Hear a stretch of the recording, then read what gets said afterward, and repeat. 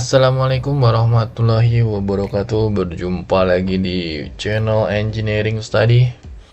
Di video kali ini kita akan membahas G-code untuk proses pemesinan CNC.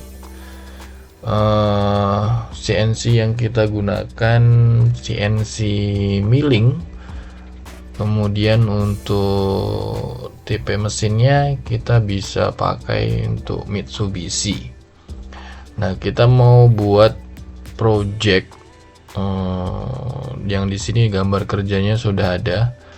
Jadi ini mau kita buat G-code untuk pemesinan dengan bentuk benda kerjanya seperti ini. Untuk dimensinya ada 50x50, bentuknya ada kubus 50x50, kemudian di diameternya ini diameter panjang yang panjang dalamnya itu di panjang dalamnya 40, kemudian ada radiusnya ada 4, di sudut kanan atas itu R-nya 5, di sudut kiri bawah itu radiusnya juga 5, radius 5 dari dimensi dalam, dari R4, dari panjang kubus dalam. Kemudian ada radius 4 di sudut kiri atas dan sudut kanan bawah. Nah, kemudian di tengahnya kita buat pemakanan di tengah itu 10 mili dengan kedalaman pemakanan 2 mili. Nah, untuk total tinggi pemakanannya ada 6 mili total tinggi pemakanannya. Nah, kemudian kita mau buat G-code-nya. Menggunakan mata pahatnya diameter 10 mm mata pahatnya. Oke, di sini zero point-nya kita taruh di tengah-tengah benda kerja. Zero point-nya di sini, di titik B. Berarti di sini arah X-nya positif, sini X-nya negatif, sini Y-nya positif, di sini Y-nya negatif. Nah, kayak gini ya. Lalu kita taruh di tengah-tengah, berarti X di ujung sini 25, sini min 25, Y 25, Y min 25 di bawah. Nah, gitu. Untuk pemakanannya ini kan di soal di titik A-nya di sini. Nah, saya buatnya di pemakanannya dari sini nih. Dari titik sini saya buatnya. Biar ada bedanya.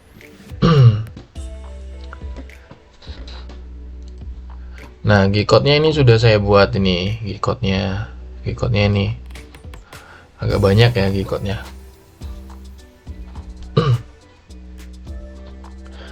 Nah, dimulai dari untuk offset point G54, G90, M3S 1700, feeding rate-nya 125, T1 M6, T1 untuk kondisi mata pahat tool 1 kita pakai end mill M6 memposisikan bahwasanya yang dipanggil benar-benar dari T1. Nah, kayak gitu. Kemudian G0X25, Y30 Z5 itu posisinya di sini X25 di sini, Y30 berarti lebih dari sini. Y sini kan 25 tuh, berarti Y30 di sini. Iya, di sini titiknya sini. Nah, mata pahatnya kan 10 tuh. Nah, mata pahatnya gini nih. Kemudian setelah posisi awal pahat pemakanannya Z-nya masih 5, berarti Z-nya masih di atas benda kerja. Kemudian kita turunkan Z-nya per 2 mili ya. Z min 2, X min 25, Y min 25. Berarti X 25, Y nya min 25, nanti pahatnya bergerak ke sini nih. Kemudian X 25, Y min 25, X nya 25, Y nya 25, makan sini dia. Kemudian X 25, Y nya min 25 sudah. Kemudian ini X 25, Y 25, positif semua di sini. Kemudian balik lagi ke X min 25, Y 25. Nah, di sini. Habis itu kita mau makan samping sini dulu ya, samping dulu dihabiskan dulu. Habis itu turun lagi. Ini Z min 4, berarti dia turun lagi 2 mili. Kemudian ini sama, pergerakannya masih sama. Udah sampai sini lagi, kita turun lagi ke Z min 6, pergerakannya masih sama. Berarti dari sini sudah Z min 6, artinya kedalaman pemakanan sini ini udah 6 di sini. Nah, udah 6. Kemudian kita mau buat apa dulu nih? Kita buat radius yang sebelah sini. Nah, ini radius sebelah sini nih. Radius sebelah sini. Ini kita hapus dulu. Sorry. Kita hapus dulu yang ini.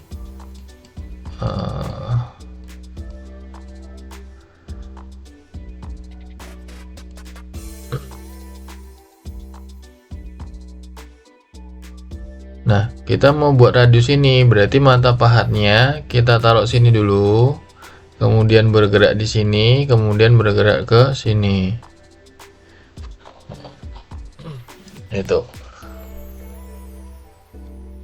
Mata pahatnya kita tarik sini, kita tarik ke sini di G0 X25, posisi sini G0 X25 Y20, Z nya masih 5, kita tarik ke atas biar tidak nabrak. Habis itu kita turunkan ke Z min 2. Setelah itu kita geser ke X20, masuk sini.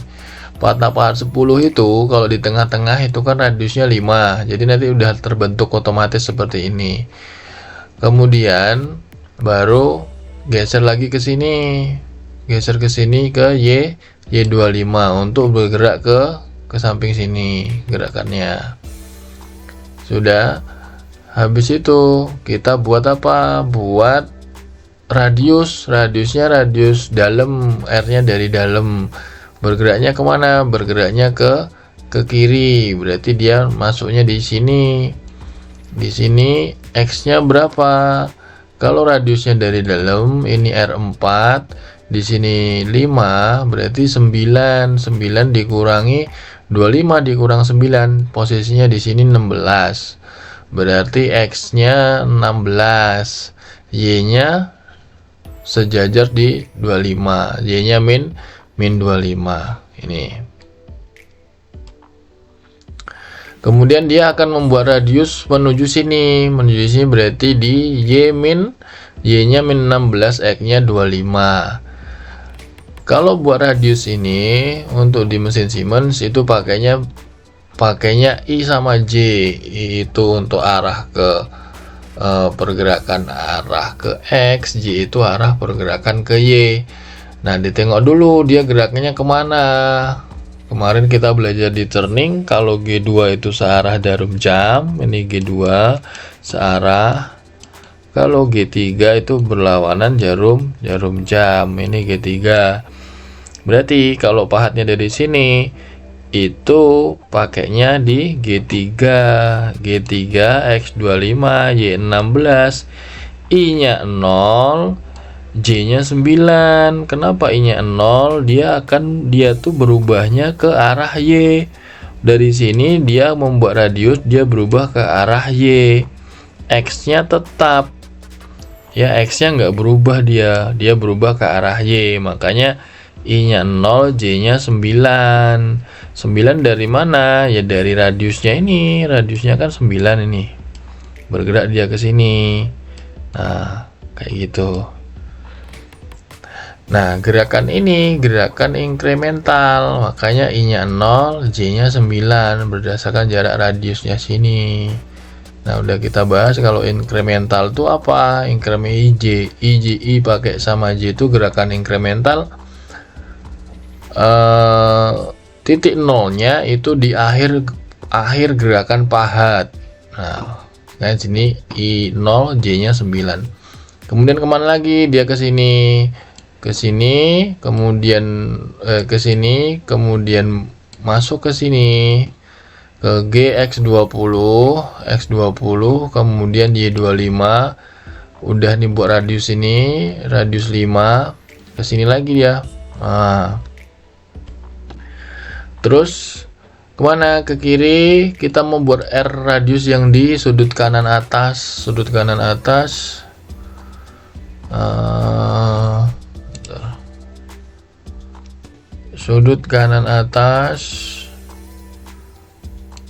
Ini apa dulu? Di sudut kanan atas kita mau buat radius di sini. Berarti berhenti di sini di posisi X-20, Y25. X kok 20 ya? Oh iya 16 ya, karena R9. X-nya min 16, Y-nya 25. Nah, kemudian dia mau buat radius ke X-nya min 25, Y-nya 16. Dia pergerakannya kemana? Masih berlawanan jarum jam, makanya kita masih pakai G3. X-25, Y16, I-nya 0, J-nya 9. J-nya min 9. Kenapa min 9? Karena posisinya dari sini, yang bergerak ke arah mana? Arah J bergeraknya, arah Y bergerak, sehingga yang berubah di arah J. Sejauh berapa? Sejauh min 9. Kenapa kok negatif? Karena ingat, kalau dibuat radius, buat inkremental itu 0 pointnya di akhir dia mata pahat itu berhenti, sehingga ingat tuh kalau ke bawah itu Y-nya negatif, ke atas positif. Ya, ini kan bergeraknya ke bawah, berarti J-nya negatif. Nah, sudah itu kemudian udah selesai nih, kita tarik ke atas G0Z5. Habis itu kita mau buat ini nih, mau buat celah ini nih. Nah, ini kita buat celah di X0 Y25. Ini kan X-nya 0, Y-nya 25. Mata pahatnya kita taruh di sini. Kemudian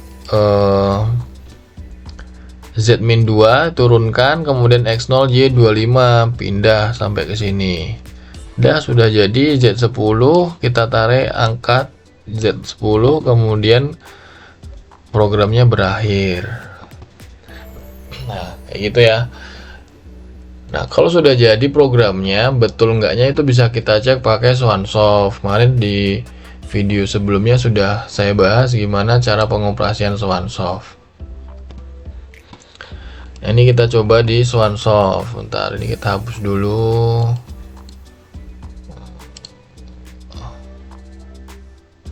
Kita hapus.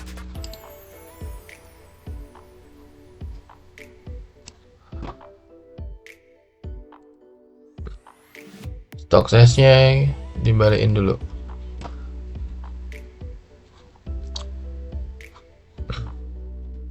Nah, programnya sudah saya input. Programnya kita input di sini nih programnya. Tugas, ini programnya yang kita buat tadi. Kemudian kita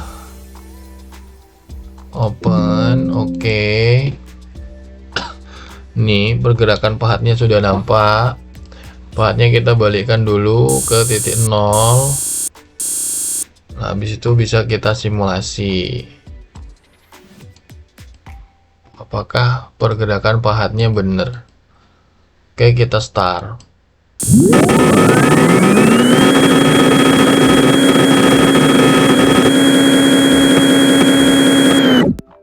jadinya seperti ini ya, sama-sama gambarnya sama. Kita jauhin ininya dulu, coba kita jauhin Z-nya. Nah, ini pergerakan pahatnya sama, gambarnya ya, gambar kerjanya kan kayak gini nih. Nah, kan sama tuh.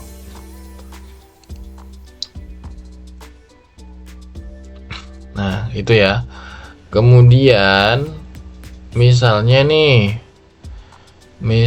kita mau pakai R, pakai radius, nggak pakai IJ, bisa di Mitsubishi kita bisa. Cuman kalau di mesin Siemens itu nggak bisa kalau nggak pakai incremental I sama J. Kalau di Mitsubishi bisa, kita rubah aja pakai R, pakai langsung R radius, nggak perlu pakai I sama J, bisa.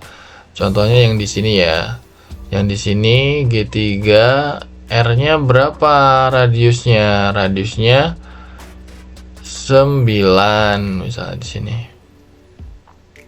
Kita rubah aja di sini. R9 misalnya. R9 titik R9 titik. Di sini juga G3 R9 titik. Nah, coba kita simulasi pakai ini, pakai yang R9. Kita mau rubah radius yang ini ya, yang ini, yang ini aja, yang ini nggak pakai R nih.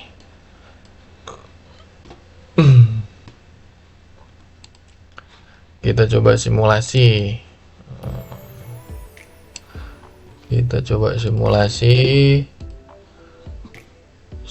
Stock size-nya kita balikkan dulu, kemudian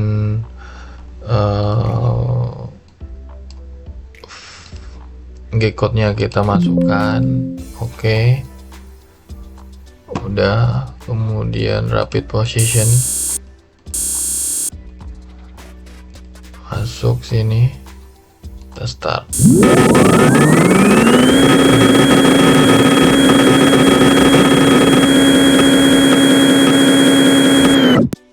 Nah, ini pakai R sama ya.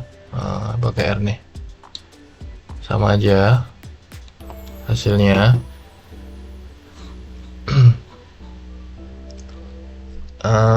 Mesinnya kita hilangin, bisa nih. Hilangin mesin di mana ya? Di sini Pak ya. Show machine. Nah, ini sini hilangin. Stock size, oke. Kita langsung start, bisa nggak? Nggak bisa ya.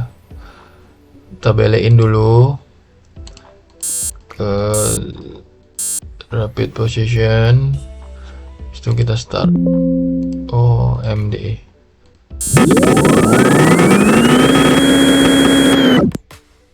Udah jadi kayak gitu. Nah, kayak gini sama aja. Nah, ini G-code-nya, mau nampilin G-code-nya di sini bisa. Ini G-code-nya. Nah, pakainya R9 ini. Ini udah pakai R9. Nih, R9. Ya kan? Nah, jadi gitu.